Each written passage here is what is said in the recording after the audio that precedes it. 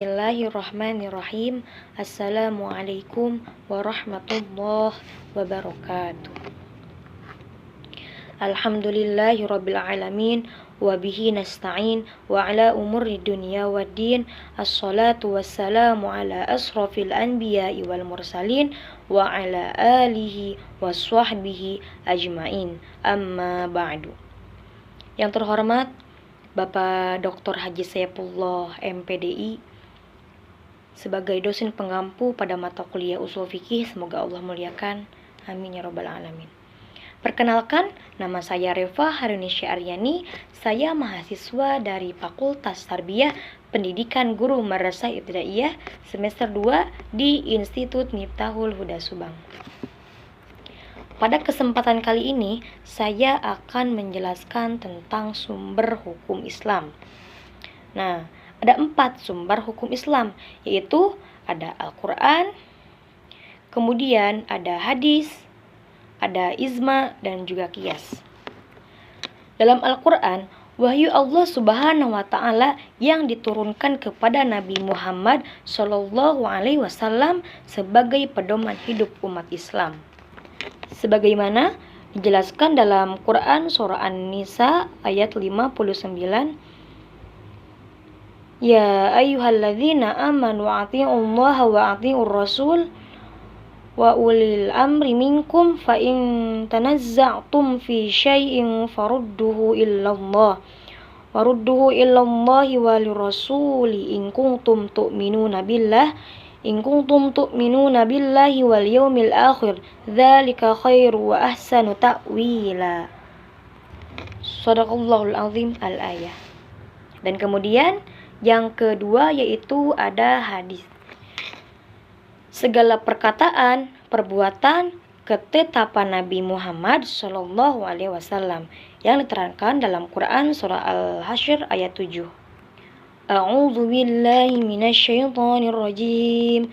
Bismillahirrahmanirrahim.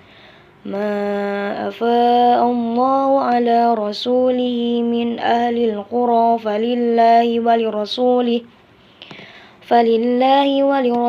walidhil qurba wal yatama wal masakini wabnis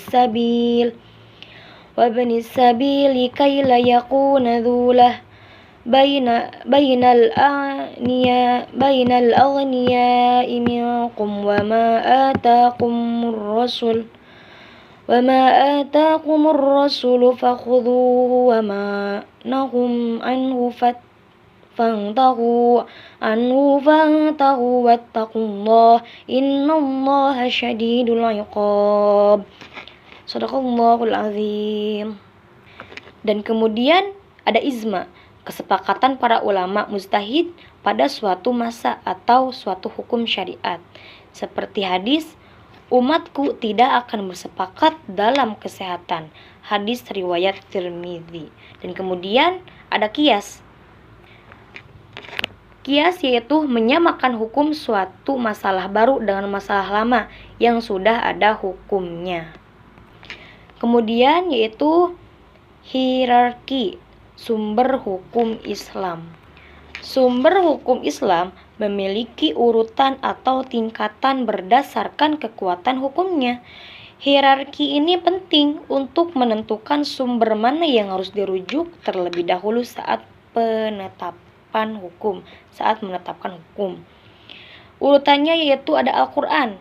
Al-Quran merupakan sumber hukum tertinggi dan utama. Segala ketetapan hukum dalam Islam harus sesuai dengan isi Al-Quran. Contohnya seperti kewajiban sholat, kewajiban zakat, dan kewajiban puasa.